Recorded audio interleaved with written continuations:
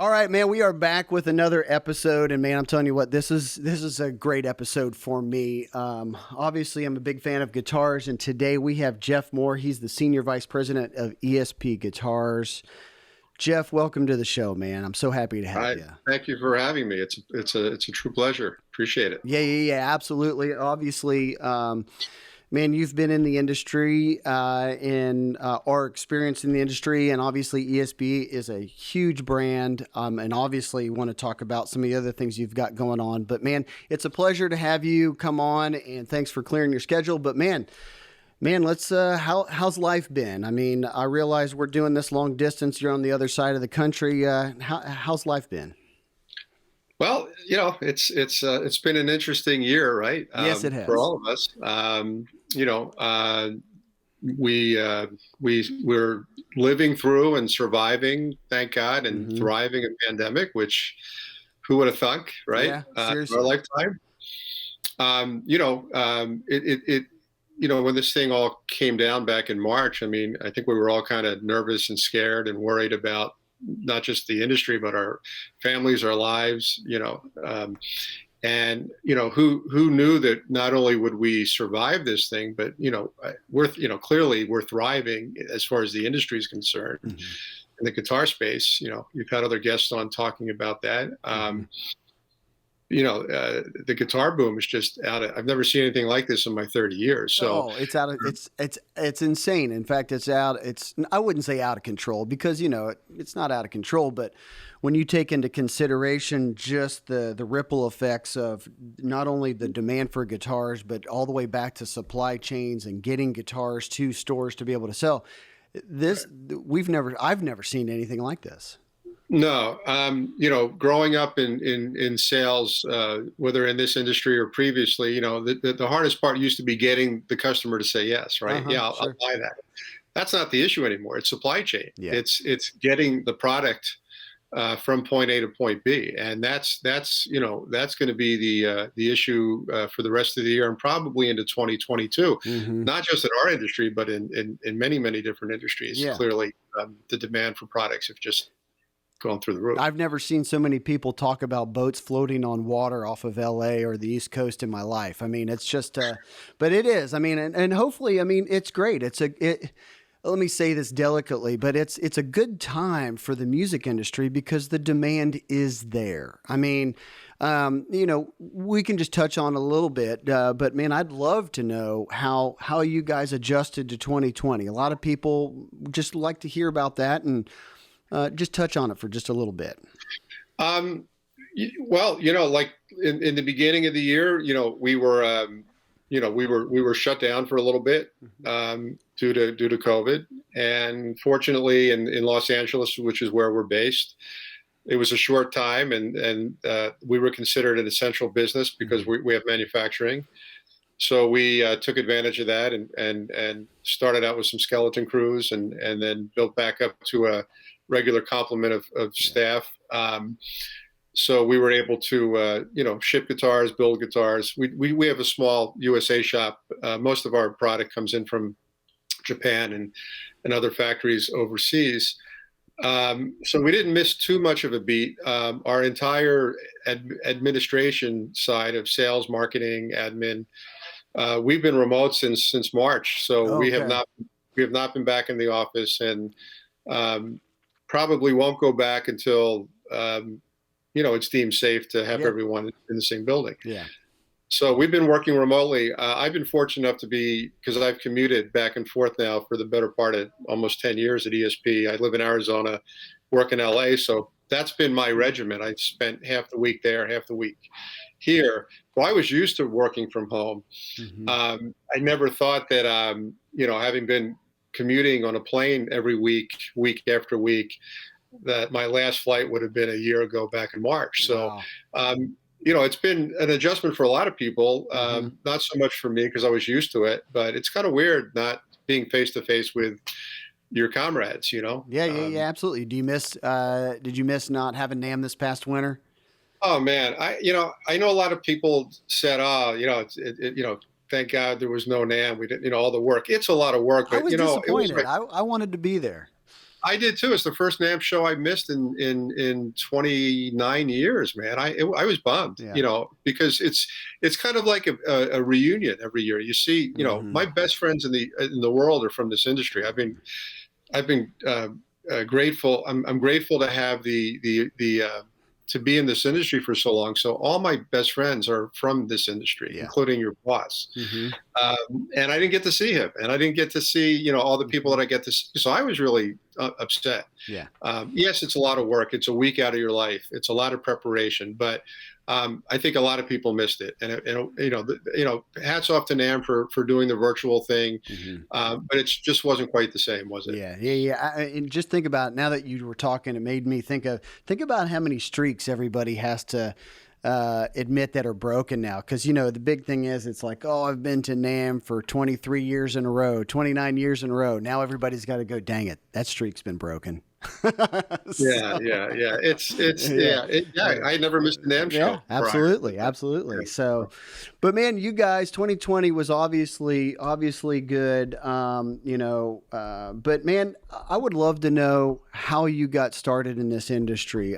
You know, when I talked to Jason about you, he says you have a very interesting life, man, and I'd love to hear a little bit about it. How'd you get started? Well, you know, I don't know how different it is from anyone else. I mean, I think we all got in this industry. I think the common thread for anybody, whether you're in a retail side, wholesale, manufacturing, we all got into it because of our love for the music, right? Yeah. You know, the instrument. You know, I started playing guitar at 13 because Jimmy Page played guitar, and I wanted to be Jimmy Page. You know, that clearly was not destined to happen, but you know, we all aspire to be, whether it's rock stars or professional athletes or astronauts. So, you know, grew up playing guitar, you know, playing in bands. What was the first guitar you ever had? Well, the first guitar I had was a Penco Les Paul copy of a Gibson. Okay. Cherry Sunburst, because you know, it's one of the many guitars. Well, Jimmy Page, but also I became a Rush geek. So Alex Lifeson played a Cherry Sunburst Les Paul. So that's what I wanted. Yeah, sure. And you know, back in the day, in the early '70s, you know, they were, you know, it wasn't a lot of money then, but it was a lot of money. You know, it wasn't a lot of money now, but it was a lot of money then. Sure. And, Oh yeah. You know, my father was like, "Yeah, that's not going to happen." But but I got a Japanese copy of the Les Paul, which is, you know, a Penco Les Paul is probably worth a lot of money now. Yeah, man, very cool. That was my first guitar, and then I had an SG copy, Lyle SG, and I didn't have my first real, well, I didn't have my first, you know, branded guitar, I think, until I was like 16, and it was a Gibson ES 335 TD. Really jumped to the hollow body there, huh? It was a second, so it was a little cheaper than the new one, but I couldn't find the flaw on it, and so that was my first guitar. Rocking out in bands. How many bands did you play in? Yeah, you know, I was, you know, playing in cover bands. You know, you know, Saturdays, you know, I play at my drummer's house, and we'd play all day, and you know, my drummer's mom would make us lunch, and then we'd go into the shed and watch. That's great. We found his dad's Playboy, so we'd read Playboy. Yeah, a little distraction. I mean, life was good. Rock and roll, man. It was rock and roll. It was simple. That was great. So you know, did all of that through high school. College, I actually went to college for criminal justice. Wanted to be in law enforcement. You know, that kind of thing. Met my future wife in freshman year. You know, I had the long hair and all that, and she knew I was a musician, but told her I was going to probably be a cop, and she's like, "Yeah, that's not going to work for me." So, oh, really? Okay. You better find something else to do. And you know, I wanted to be with her, so so I gave that up, and so I got out of school with a degree in criminal justice. Wasn't going to use it. Still playing in bands, and I just wanted to play, so I did whatever job I could get that would let me wear my hair long and have an earring. Yeah. So did that. Became parents. Married my college sweetheart. Okay. Still married. After, Congratulations. That's great. yeah, thanks, Excellent. man.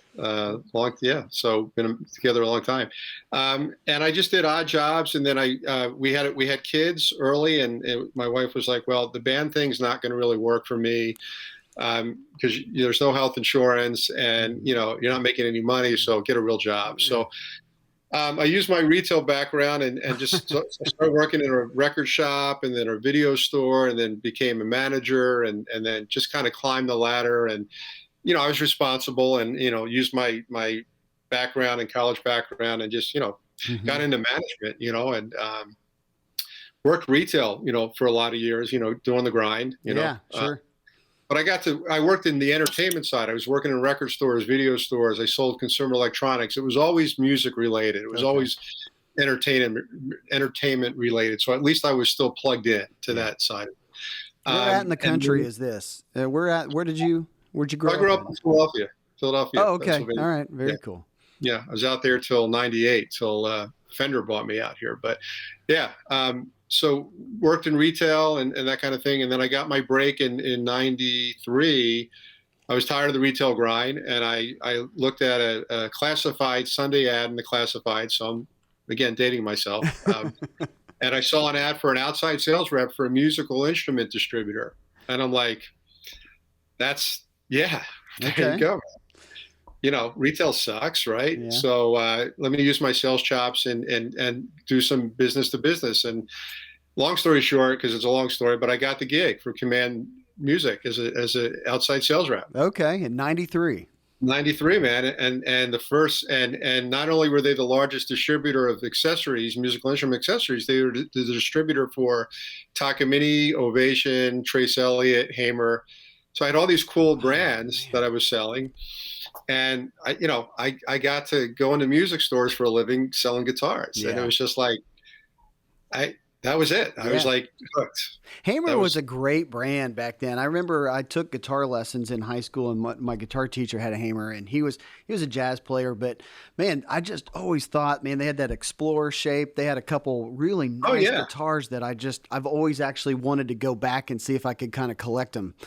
From back Great then. Guitars. They were undervalued, man. I mean, they were, Paul Reed Smith was really getting popular back then. And I had to go into a music store, and, I'd see the Fender rep leaving, or the Gibson rep leaving, or, the PRS rep leaving. And then I'd have to sell, Hamer Strats or double cutaways and stuff like that. And it was hard, but it wasn't, because the quality was there, and the build was there, and the value was there.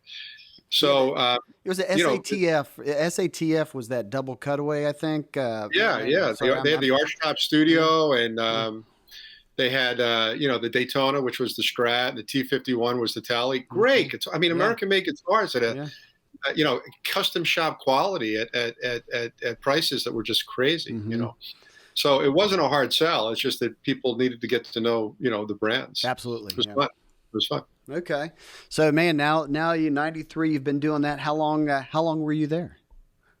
I did that for about 3 years, cut my teeth, in the industry. I had been in the retail side of the music instrument side for a short stint, but, I never sold business to business. I never went into a dealer and sold, I'm selling him wholesale, right? So you have to learn all that, but it's still sales, it's still relationships, right? And I'm in music stores, 3-4 music stores a day. I mean, I was in heaven, man. So, I really worked hard and embraced the gig, and, I'm driving around in a car carrying, guitars and accessories, and it was easy. It was just, I was writing business left and right because I was excited about what I was selling. Yeah, so, sure. Probably a great area too, there in Philadelphia or the East Coast. Yeah, the old stores, the Medley Musics and A Street Music and Zapp's and Cintioli's. A Street's, I think, the only one still around anymore. They're not even in Philly, they're in Jersey. But oh my God, and the friendships and it was such a great time. I mean, this is pre Guitar Center, pre Sam Ash expansions. the independent dealer was the backbone Yeah. of the industry at the time. Yeah. And they appreciated reps coming in and spending an afternoon and showing them the newest product and doing sales trainings on the weekends. I mean, it was a good time, and Yeah. it really helped me really understand, the industry, and made me really good at what I do now, because having been a rep, I understood what it was like that, to be a salesman, to be a buyer at a store, and now that I work in the other side of things as a wholesaler and manufacturer, I take all those different perspectives of the business in consideration when I'm coming out with a sales program or helping to design a guitar. Mm-hmm. And understanding the plight of the retailer, even though retail is very different today than it was when I was back in it. It's still, there's still a lot of common themes. Wow, what a cool process though to be a part of back then. Yeah, so I did that for 3 years, and then a buddy of mine who was a rep at Command ended up becoming the sales rep in Philadelphia for Fender, and Fender, right, the holy grail. Sure, yeah, absolutely. Yeah. And hit me up and said, hey, they're looking for someone to run their accessory division. Would you move to Arizona, Scottsdale? And I said, I never heard of Scottsdale, but Arizona seems cool. So flew out there, did some interviews, and I got the gig. And, that was life-changing, because, we moved there in 98 and never looked back. Never looked back. Never looked back, man. Yeah. Life in the Southwest has been good. Hey, so I want to know, at this point in time, have you met Jason yet? No, I hadn't. Okay. No, I hadn't met Jason until. Oh shit! I'm going to forget when I met Jason, but it was not then. No, it was after Fender. I'm just, because I want to get to at least one good story of where you guys got into trouble doing something. So, but anyways, we'll get to that. All right, yeah. So basically, ran the accessory division of Fender using all my background, having sold accessories, and. Mm-hmm. And, you got to be passionate about accessories when you work at Fender, because, Fender's all about guitars and amps and Strats. And the accessory division was kind of the redheaded stepchild, right? Strings and picks and cables. And it was cool, but it wasn't as cool as selling Strats and Tellys and Twins. But I was excited about accessories because that's high margin, high turn stuff. So I really dug in and really learned a lot about the business, got into wholesale sourcing and marketing, learned a lot about marketing from my boss at that time. And then I took over the role of sales and marketing for accessories. And then I was running we had our own sales division there, and dedicated sales division. And then got the opportunity to run sales for Fender for all brands, all product lines, and then became VP of sales for North America independent dealers. Okay, wow. And that was really an honor and privilege. I worked for Bill Schultz in the Bill Schultz era, which was a very different Fender than it is now. But so privileged to work for Bill and learn from Bill, and a lot of great people that are no longer with us, but. I learned so much, and it was a real privilege. Bill passed away, and then he wanted to start it before he passed away. He wanted to start his own wholesale division, and asked me if I would step down from the sales side and run the accessory division again, from my wholesale. And we started there, and that was really something special. And we started. From nothing, we started our own catalog of products, not just Fender products, but other brands. Yeah. We were the distributor for Zildjian, Hal Leonard, Onstage, Meinl. We did some pretty cool stuff, and did that for a couple of years. And then there was a change in management and ownership, and things just kind of took a different direction. And at that point, I had put almost 10 years in and realized, my time was done there. Okay. Bill was no longer there. It was his dream, his vision. So I left on my own terms, and subsequently Fender did buy Command, and then of course KMC was born, and they became obviously the big very big conglomerate of companies. And I moved on and did a couple stints doing some consulting and work with Ultimate Support stands in Fort Collins, and went to work for Tom Bedell at Two Old Hippies, which was really okay full time, and worked with his brand, and then Breedlove, and then ESP was presented to me as an opportunity, and took it. It was California based, and asked if I could still commute back and forth. They said, no, you got to be here. So I said, all right, well, my kids are out there. So I lived in LA for a couple of years, and started out in sales there, and then kind of was given the opportunity as a senior vice president a couple of years later, and it's been a great ride, man. And here we are, man. About 10 years, and now we have other brands too. It's not just ESP, right? Yeah, no, absolutely. That's what we're going to dig into. But ESP has just been talk about it, just a staple brand, especially in modern music, modern guitar players, through the 90s and in the 2000s. Man, what a great brand. Yeah, I wasn't a metal guy. I had Metallica albums and stuff, but I was a classic rock, prog rock guy. But there was that camp, and then you had your heavy metal headbangers, and what I found out very quickly was ESP, really owned that, and I knew how to sell guitars, and I knew how to work in that space. So I learned very quickly about the ESP brand and that market, and the world of pointy headstocks. But I also learned that it wasn't just about pointy headstocks. That ESP was making some incredible instruments for all genres, right? George Lynch was not necessarily always a pointy headstock guy. Guy plays incredible music and all types of not just headbanging rock and roll and or heavy metal. And it was just it was more than just Slayer and Anthrax and Metallica, although those bands are iconic and deep in our history. Yeah. But we've got reggae players, and we've got jazz players, and I got to work with Rocco Prestia, for several years before his untimely passing. So it's more than just heavy metal, but very much steeped in that world, and we honor that. Yeah, absolutely. And actually, it's funny is for years, Metallica and Justice for All, that was a big album for me. When I was younger, it was kind of one of those albums, and forever on that one video, I always thought he was playing a Strat. And then it wasn't until later on I went back and I was like, that's an ESP. Yeah. So, that was that album, what came out in '88. So I'm assuming, was Metallica playing ESP from the very beginning? Well, George and Kirk were really the two earliest adopter, artists that really come on board. ESP, it was a little place in New York City. It was basically modifying, other guitars and kind of building super strats and taking Les Pauls and changing them out and making them uniquely different. But it really, that's what brought guys like Kirk and George to ESP, is we could make them the guitars that other brands weren't able to do, off the rack. Yeah.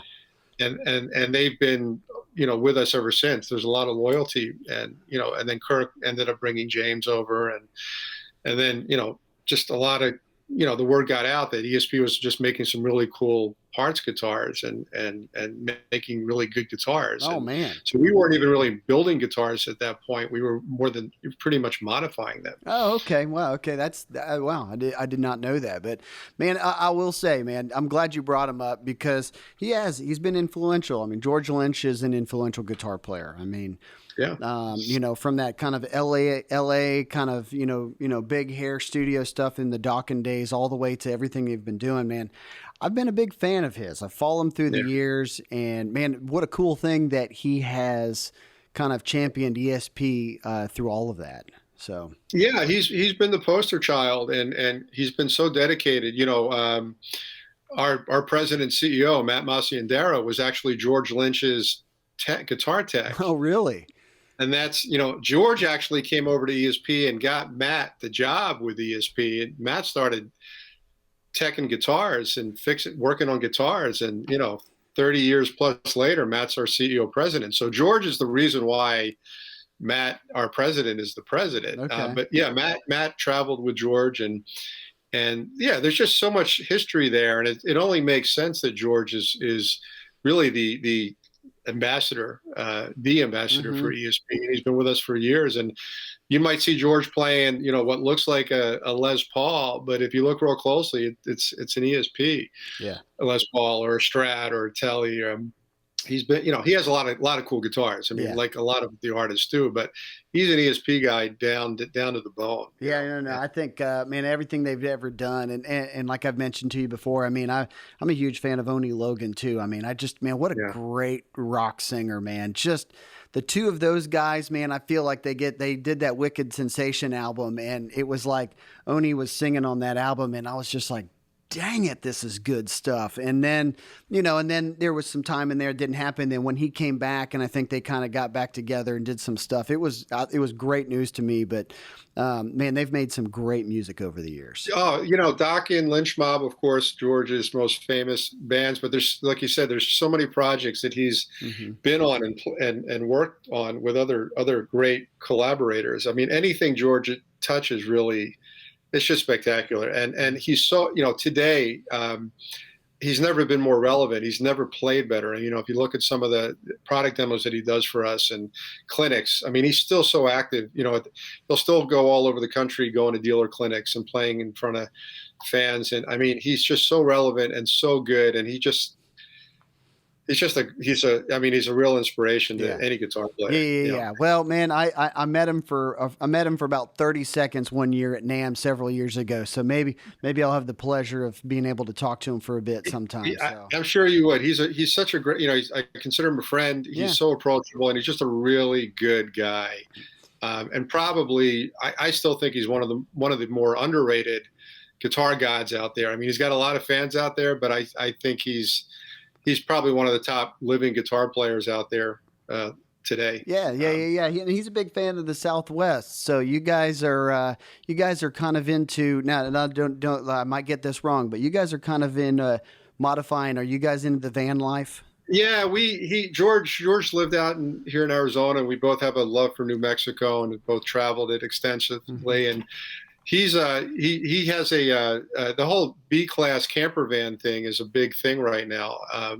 But George has been doing it for a while, and we geek out on upgrades and modifications and what he's doing to his van. And I don't have mine yet. But he's helped me out a lot, give me a lot of tips. Yeah. And we don't really talk about music or guitars. We talk about camping and camper vans. And dude, I'm telling you, it's a huge deal. It's like you look on Instagram, man, and the van life stuff is just a big deal. People getting in and just driving around the country. And my big question is I was like, man, what do these people do for money?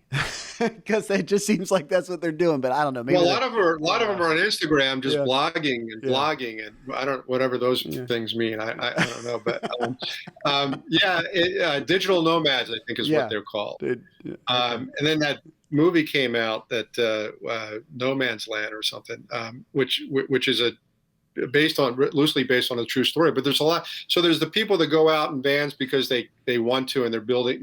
They're not cheap. They're a couple $100,000. They look expensive. Yeah.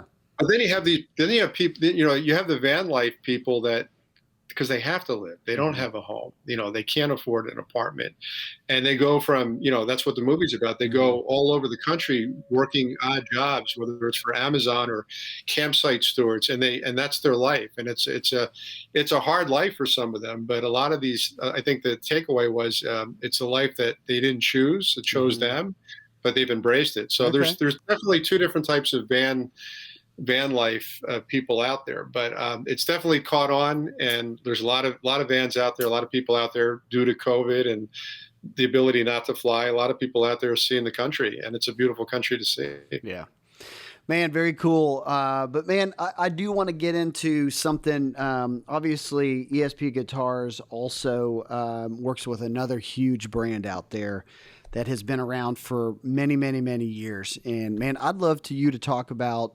Takamini Guitars. Right on. Yeah, I'd love to talk about Takamini because it's from a business perspective, it was a great opportunity that ESP sought and were fortunate enough to get. Takamini is a brand out of Japan that has been around since 1962, Okay. and we're Takamini's only ever had one distributor. Now I'm talking about North America now, or I'm sorry, I should say the United States, and it was Command. So the first guitar that I ever sold as a rep was that one back there hanging on the wall. It's a PSF 94 limited edition. And the first guitar I sold wholesale to a dealer was a Takamini. So to me, it's got a very special place in my heart because it helped me really, break into this industry. When we found out about 6 years ago that Takamini, so Command was bought by Fender years ago, and so Fender, then KMC, was the distributor for Takamini. Still technically one distributor, but new ownership, right?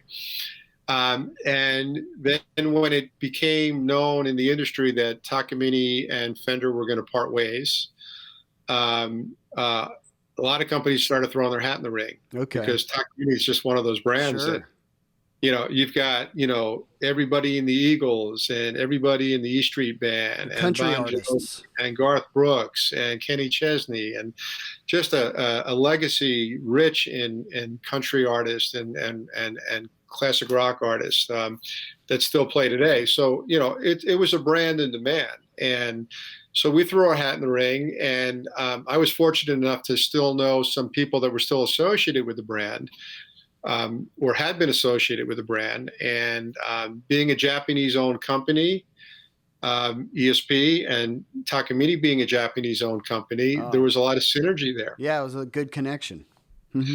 Excuse me. And, I think Takamini was very careful in who they were talking to, and knowing that this was going to be really the only second distributor in their illustrious history of distribution, and they had to make sure they chose the right partner. And I think they did with ESP. We're a guitar brand. We weren't a distributor of guitars and keyboards and amps and digital products. We're a guitar company. We work on guitars, we build guitars, we make sure that QC guitars, they go out the door right. I mean, that was one thing I learned about ESP when I came on is the quality was just exceptional. That everybody's expectation of ESP was always top quality, whether it's the LTD brand imported all the way up to the custom shop. And I think Takamini saw that. They came to visit our facilities. We were basically auditioning for the gig. Yeah. Okay, yeah. Were you sweating bullets at that time? I'm sorry? Were you sweating bullets at that time? Going, man, we've got to land this deal. We were the underdog. There were a lot of bigger brands that were and companies that wanted Takamini, and we were really the underdog. But I felt that we had a good chance because of our previous relationships and the fact that we really were a guitar company. And they chose us. And we're going on 6 years now of exclusive distribution, and we've had a blast, really championing and being the steward of the brand. And the minute people think we own the brand sometimes because of the way that we treat it. If you go to the ESPGuitars.com page, the first thing that you're going to see is a split screen. You're going to see ESP on one side and Takamini on the other, and you can enter either page. I mean, we treat it as if we owned it because that's how we feel about it. We feel so privileged and honored to be able to, be the brand champion of Takamini in the U.S. And it's a real privilege. Man, how did you feel? I'd love to know, live it for a second. How did you feel when you guys found out that you guys got the brand? Well, it was, I mean, beyond words, because, for me, it was coming full circle. 93 is when I sold Takamini's, and then here we are in, I'm going to forget the year, but it was, I guess, 2015, I think was the first year that we had it. Yeah. I was speechless, and I was overwhelmed with joy because we were the underdog. I didn't know if we were going to get it. Not because I didn't think we could do it, but there were just a lot of great companies out there that wanted it. Sure. So, yeah, it was a really special moment for all of us. And every year, we were so grateful to have the brand, and we're really proud of the fact that we've been growing it, exponentially. I mean, we're just, we've got, every major dealer out there, pretty much that's serious in the guitar space has Takamini now Yeah. because of a lot of because of our efforts and our ability to kind of, and the brand had kind of taken a little bit of a, sometimes brands, when they're represented by big companies, kind of get lost in the shuffle, Sure. right? Yeah, makes And sense. I think that happened with them. So it didn't happen overnight. When we took it over, it wasn't just like, oh, you got Takamini now, and it took some time. It took a couple of years to really get it back to its status of one of the most premier acoustic and acoustic electric guitar brands in the world. Mm-hmm. It's a world-class factory over there in Japan. And anyone that's had the fortune to go over there will know what I'm talking about. These guitars are I mean, for the most part, hand built, handcrafted. I mean, yes, there's CNC machines, but it's not a row of CNC machines. A lot of hand craftsmanship, and if you know anything about Japanese culture and the workmanship, which is what we're known for at ESP, at the custom shop, that same tradition, that same attention to craftsmanship and passion for guitar building is very evident when you go into the guitar factory at Takamini. So. Yeah.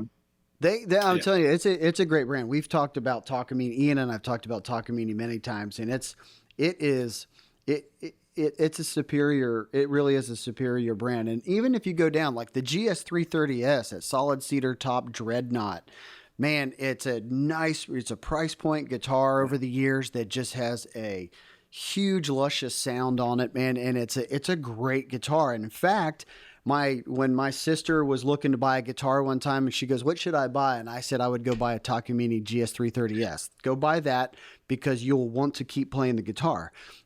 So it's not just the high end stuff. I mean, it makes great guitars for Takamine has made great guitars for all levels for years. Yeah, so you've got the Pro Series made in Japan, series of limited editions and Legacy and Pro Series, and those are all handcrafted, coming out of the Japan factory. And then you've got the Takamini G series, and I think that's what you're talking about.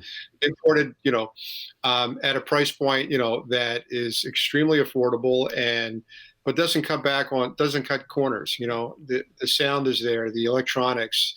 And a lot of the workmanship in the builds that you find on the much more expensive guitars are there, and it's a working man's guitar. It really is. And Takamini was known for really being I don't want to say they invented the acoustic electric guitar, but they were pretty darn influencing an influencer in that. I mean, you had Marcus Berry contact pickups back in the day, and there wasn't really a lot of plug and play opportunities, and Takamini really pioneered that. And that's what they're still known for. But what's cool about a Takamini is you don't have to plug it in to experience the warmth and the projection of a great acoustic guitar. Yeah. And that's what. And I mean, I don't know, the cool tube preamp system that had been used over the years. I mean, man, what a great invention. I mean, to be able to to incorporate a tube in there to generate that kind of tone, not just I guess not just relying on the wood, but looking at every aspect of the signal coming through the guitar. That man, they're thinking about it from every aspect. So. Yeah, the palithetic pickup and the cool, the CT3s and 4 preamps. I mean, there's a lot of R&D that went in. So they didn't just take. I mean, there's some great, aftermarket preamps and pickups out there. Of course, we know who they are. But Takamini went their own route, and that gives them a uniqueness in their sound, and that's what really makes Takamini, I think, stand out above the rest when it comes to acoustic electrics. Yeah, it really does. Well, I'll talk about standing out. Checking out that the LTD, that 2021 Blue Rose.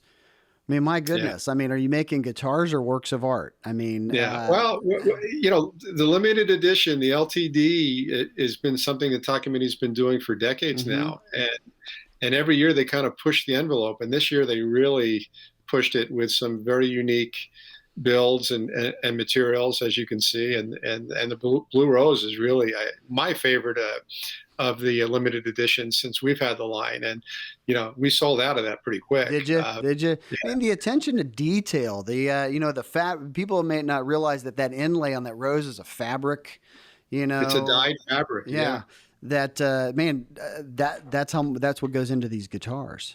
Yeah, well, even back in the 90s, they were pushing the envelope with if you look at the rosettes, they had one year they used the gecko, and of course That's the right. Santa I do Fe. remember that. The Santa Fe. That's what The that's on Santa the Fe. wall, right? Is the Santa That's Fe? that. Yeah, the Santa Fe inspired. That's a LTD 94. That inspired the Santa Fe line, which The was turquoise later. inlays look really Yeah, nice. and nobody, you didn't see that a lot in acoustic guitars. Gentleman by the name of David Bergstrom was in charge of marketing at the time, and he was working with some incredible artists. And the whole laser engraved thing didn't. I mean, you see it a lot now, of course, but again, Takamini was always ahead of the curve when it was coming to innovations, not just in electronics and builds, but in this case, working with the rosettes and the inlays. And here they are now in 2021 with the blue rose, and I've never seen anyone use a dyed fabric, on a fingerboard. So yeah, they've always been pushing the envelope, and the limited edition was really something to kind of show the world, hey, this is what we do, this is what we can do, and maybe it's not for you, but this is the kind of craftsmanship and the workmanship that we bring to the entire product line. Yeah, and in fact, actually, the grass flower inlay that you have on some of the other models, I guess maybe those aren't limited edition, but or are they? I might be getting that wrong. But Which one was the that? one with the grass flower inlays on the neck, where it's just going up and down. It's got the other version of the rose and the other kind of almost like a inlay. I think the inlay, most of the inlay stuff is on the limited, except when you talk about the Santa Fe models. There's a simple blue Southwestern eagle on the 12th fret of the PSF 40, and then the 48C is similar to the one back there, with the inlays around the sound hole, and then abalone and pearl. Very cool pieces. I mean, again, I'm just trying to express to people listening to just some of the detail that goes into these guitars. I mean, they're not just great sounding instruments. They are, they're great to look at. Yeah. So they're beautiful to look at. They're easy to play, and they sound great, unplugged, plugged in. And it's why you see Takaminis on stages all over the world. And like I said, what a legacy. It'll be 59 years this year that 59 the brand's years been around. And now the TSP, I think that's a series though, but man, Takamini has also really been known for their thin line acoustics. So in fact, over the years, I've had tons of people that ask for that specific line. So something that Takamini is really kind of embraced. Yeah, the thin line is they came out the last couple of years with a much larger selection of thin lines, more so than ever, and a lot of electric guitar players like a thinner neck and a smaller body, but they still don't want to give up the full sound of and that's where the electronics and the pickup systems that Takamini has developed really comes into play. You can play a thin line. It's obviously smaller body. It's not going to give you the projection acoustically that a full-size dreadnought will, but when you plug that in, whether it's in a coffee shop or on stage, you're not going to miss out on that full sound. No, absolutely, and they do play great. They do play great, but man, I have to admit that even some of the old. How long is the EF 341? That's like a staple piece. That classic gloss black color, and then the 381, the 12-string version of that. I mean, well, let's put it this way: the Eagles were, playing it, back in '93, and I'm sure they were playing it before that. When they went on, I saw them on tour, and I mean that's just, that's your quintessential. People thought, what does a Takamini look like? It's the EF 341 SC, that black dreadnought cutaway that Bon Jovi made famous, and the Eagles and so many other country artists to this day, and clearly one of our best-selling guitars. I wish I had more in stock right now.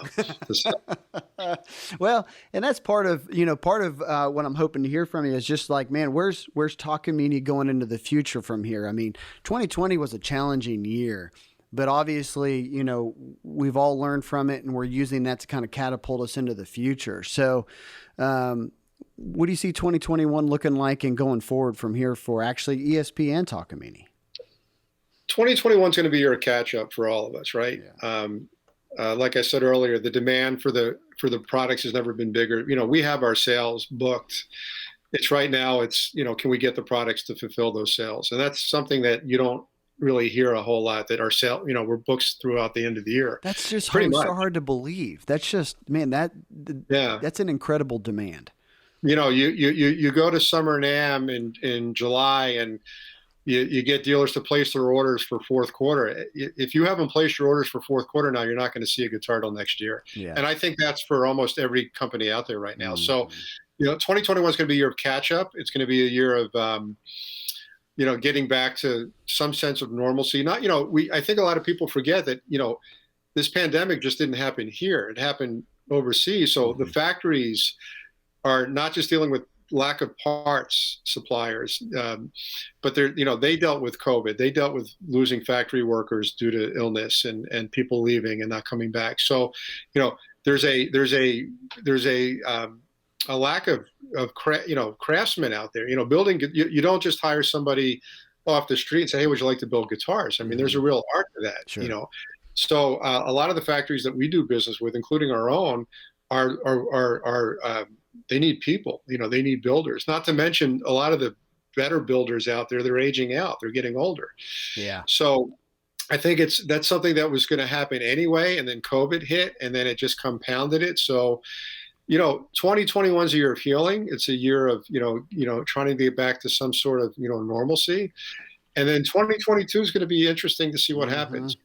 A lot of people, the guitar industry benefited from people not being able to go out and travel. You couldn't take a vacation, you couldn't get out there, you were at home. So, people revisited their early years of wanting to be a guitar player, or they wanted to dust off the old guitar and said, you know what, I want a new one.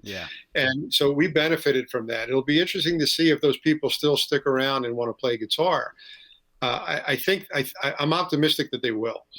And it wasn't but a couple of years ago that there were, national articles in the New York Times and Rolling Stone calling for the death of the guitar. Right? Yeah. Man, it's amazing. Yeah. That wasn't too long ago, was it? It wasn't. So, we got a complete 180 here now. And I think the business, we're a small niche business. And, for those of us that have been in it as long as we have, we've seen the ebbs and flows. And I'm very confident that we're going to continue this level of excitement. It may not be, there might be a correction. Okay. I don't know that we can sustain this type of demand, but I think the aggregate will be, there will be an increase in wanting to play guitar and those people that enjoy playing guitar. And I'm sorry that it took a pandemic for that to happen, but it happened. Yeah. And here we are, and we'll capitalize on that. And I feel very good about 2022, but 2021, there's some rough waters with supply chain and the problem at the congestion at the ports and lack of containers and parts and all. Guitars are some of all its parts. There's a lot of unfinished guitars that are waiting to come over here, but you can't get the pickups, you can't get the hardware, there's a lot of, or you can't get the container to bring the guitars over. So. A lot of challenges in supply chain. I talked about that on a panel discussion for the Gamma meeting a month ago, and that's really going to be the issue. So 2021 will be a year of correction and catch up, and 2022 should be, it should kick off with a hell of a NAMM show. Yeah. Okay. Everybody will be ready to go back. I think it'd be the biggest NAMM show that we've ever seen, and I'm excited about that. Yeah, and you guys, and I'm actually kind of curious too. I mean, this is obviously kind of reintroduced the guitar. The electric guitar is more popular, it seems like, than ever. But as far as high-end custom shop guitars, is that business just flourishing as ever before? I mean, you've got the exhibition limited series that, again, looks like it's stuff you should hang on the wall and just look at because it's beautiful. Yeah. It's works of art. But how's that whole side of the industry going? You would think that would kind of slow down a little bit, but it hasn't. And we scratch our heads because not only the exhibition series, which is, kind of what people, when they come into the ESP booth, that's the first thing you see when you walk in, because it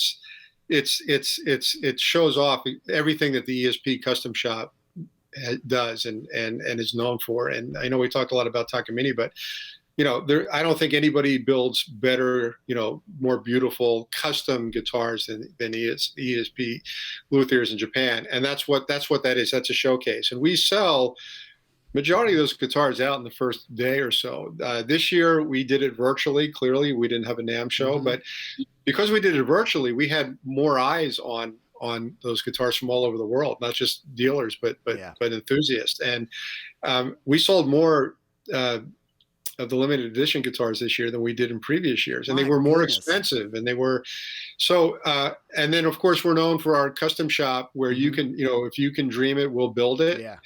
And it's a whole process where you put in your build sheet, and then you go back and forth, and we see what we can and can't do, and then we say, okay, we can do it. Here's the price, and then you put the order in, and it could take a year, but orders are through the roof for custom shop. That's so hard to believe. I would think that they would fall down, but obviously not. So, man, I'll tell you, but you walk into your guys' room at NAMM the last few years that I've walked into, and man, I'm telling you, it's one of the most impressive rooms that I've seen. It's just the display of everything that you guys have and some of the works of art. I think you had some in some kind of glass containers that were just like, man, I want to think there was like a statue on one of the guitars, if I remember correctly, in years past. It was just literally just works of art. So yeah, thank you. I think it's really, I'm proud to be in that booth every year especially when you see the millions of, iPhones going off and the video crews coming in from magazines and dealers all over the world, and then you see them up on YouTube and Instagram later. But the one guitar, the showcase guitar, there's one guitar, there's a builder at ESP, and he basically builds that guitar by himself, start to finish. He designs the guitar. It's his idea. It's his vision. In fact, one year we showed we did a what do you call it? A slow fast forward, speed up video. Yeah, they showed it from inception to final build, and it's one man building that guitar. And it is a work of art. I don't, some of them you have to look at and think about, how would I play that? There's swords coming out, and that's right. Yeah, that's right. There was a one was a ship theme with a, what do you call it? The thing you steer the ship. All right, not a boating steering wheel. What do you steer a ship with, man? I can't remember. It's like it was a pirate themed guitar, and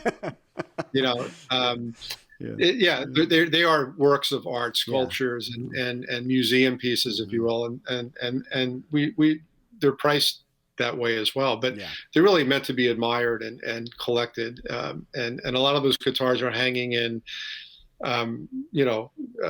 showpiece, museums, and whether it's ESP museum or collectors' homes all over the world, they're pretty special. Yeah. So what would be the difference then in the USA guitars, the ESP USA? Is that just a special line?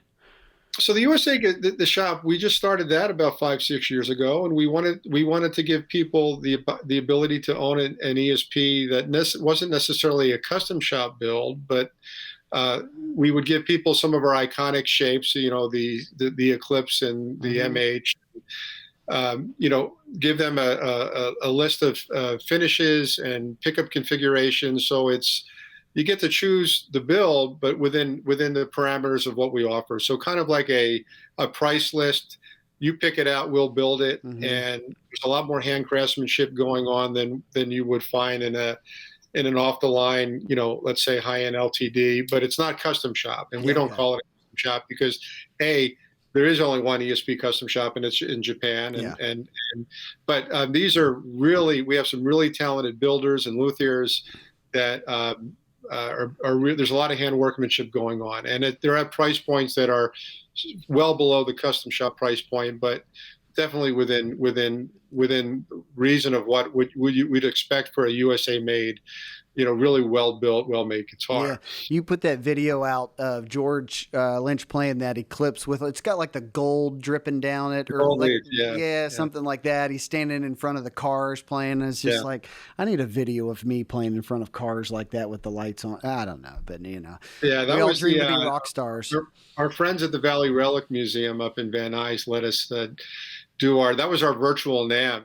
show right Oh, there. We did, okay, that's right. That's why I yeah, remember seeing that. Okay. we did all our presentation, a lot of presentations there, and a lot of demos there. And that's a really cool place if you're ever in LA. You want to go to the Valley Relics Museum. It's basically, the Southern California Valley culture, all things cool. And, they got a lot of cool cars there. Yeah. Yeah, and actually, some of the things that obviously that's pretty cool is to work with artists. You guys are working with artists more than ever, it seems like. The one thing I learned about ESP when I came to work for them is they just such a loyal and well-known artist base. I don't know about any other brand that has so many great artists. I mean, there's a lot of great artists out there, don't get me wrong, but ESP, I mean, just, yeah, we've been fortunate enough to work with the legacy guys, like Lynch and Lynch, George Lynch. Yeah, we call him Lynch for short here now. Yeah, but Frankie Bello from Anthrax. That's right. And, who's been with us for a long time, and and then you got a lot of the newer guys coming up, Josh Middleton and Javier Reyes from Animals as Leader. I mean, these younger guys that are just mind-blowing guitar players, and it's just crazy. And then so we have so many artists spanning so many decades of music and types of music. And Luis Khalil, who's this, we found Luis at 12 years old on YouTube or Facebook playing. And I saw this guy playing, this Dream Theater stuff. And I'm just like, who is this kid? And we've been working with him since he was 13. And he came over to the US and went to MI, and now he teaches. And you'll see Luis do a lot of demos for us. And so we've had the privilege and pleasure of working with a lot of world-class artists at all ages from all over the world. And it's just, that's the fun part of this job, is to be able to work with such incredible musicians. Yeah, absolutely. And then of course, obviously we got to wrap up this conversation with, you guys are also carrying Engel amps. Yeah.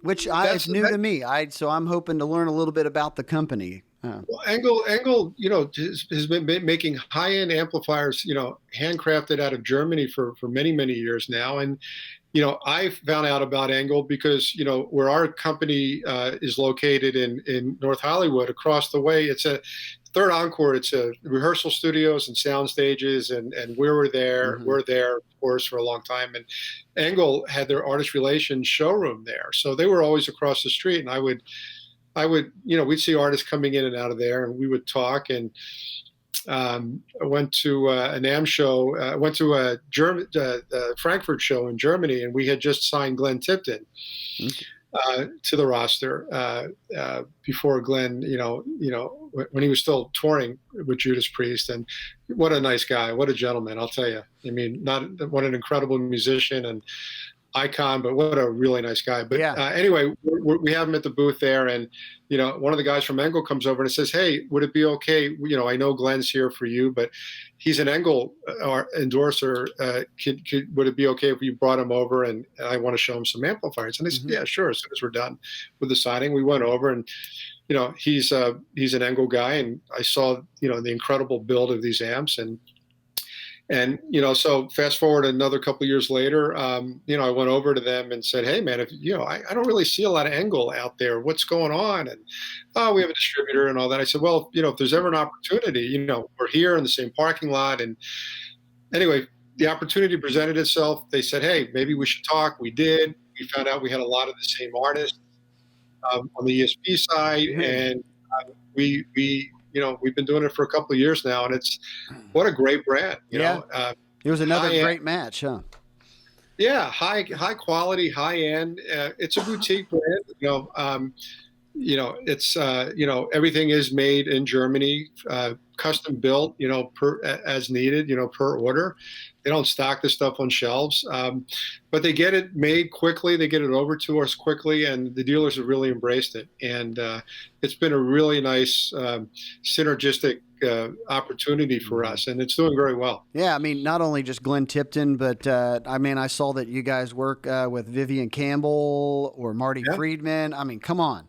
Those are, Steve Morris. I yeah, mean, still just great guitar players from, when you talk about those legacy guitar players, I mean, you got to put those guys in there too, as well. Oh yeah. Again, I mean, if you're a guitar geek, Yeah.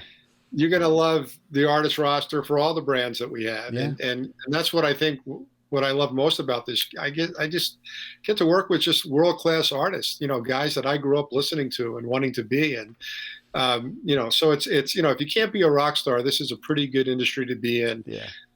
Getting to work with them. And I'm fortunate enough to be able to do that for a living. Yeah.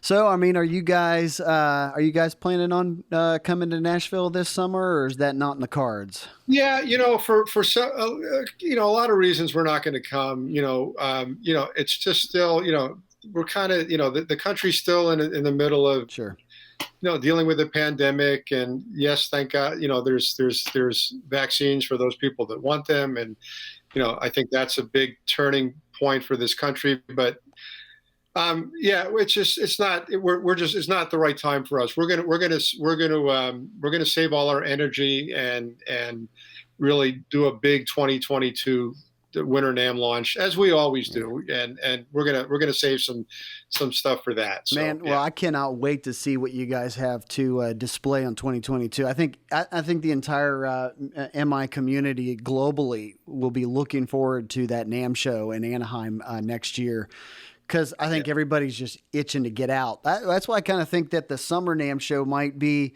a good turnout, but still people are being cautious. I get that. Yeah. Absolutely. But going into next year, I think it might go gangbusters to some degree. I agree. I think people that want to get out and experience NAMM again, I think the show will do that, and I hope it's a good one for those that go. And I know you guys do your dealer barbecue and open house. Yeah, wish you could come. I wish I could come too, and I always threaten Jason that I'm going to come, but maybe I'll surprise him. Well, hey, you should just come. But I hope it's a good show for you guys too. But yeah, I agree. 2022 Winter NAMM will probably be the biggest invest for all those reasons. Okay. Yeah. Man, Jeff, is there anything else you want to just make sure people know? Man, I feel like we talked about a lot of ESP and Takamini and just what you guys are doing. Anything else we've missed? Just that, I'm grateful for the opportunity to, tell you a little bit about, really, the ESP family and Takamini, and, two great legacy brands. And I really am grateful for, the opportunity to represent those brands on your show and to the industry. So, thanks for having me. I'm not really, that popular of a guy in the industry, so I don't do this a whole lot, but thanks for letting me tell my story. I mean, it's been fun, and it's just been a privilege to be doing this for as long as I have, and I'm grateful that I've been able to do it through a pandemic. Yeah, and look forward to keep doing it for many years. I'm not ready to put the guitar pick down yet. Yeah. No, absolutely, man. No, are you kidding me? You are the guy. And it's been an honor for us to have you on the show. And, maybe this will spur on some stuff, like you mentioned earlier, man, maybe we could have George maybe come on or something. Who knows? I'm throwing that out there. Maybe it'll happen. You never know. But we can, I think we could probably get George's attention. We'll promise him some barbecue or something. Oh, is that all it takes is food? It takes food for everybody. I mean, just about everybody. If you promise them food, they will come. If you promise to ask George about his camper van, I bet you he'll do it. We could have a whole section on his camper van. So now I won't even have to say anything. I'll just ask one question and he'll talk for 45 minutes. So I'll see what I can. Let me see what I can make happen. Okay. Jeff, thank you so much, man. It's been a privilege and an honor for us. And man, hope 2021 goes even better than you expected. Likewise. Pleasure's been mine. Thank you. Thank you. Appreciate it. Mm-hmm. The Music Retail Show is brought to you by MIRC LLC, providing solutions for the musical instrument community by being a reliable source for diverse music products. If you need inventory for your music store, pawn shop, or e-commerce site, go to mircweb.com to find out more.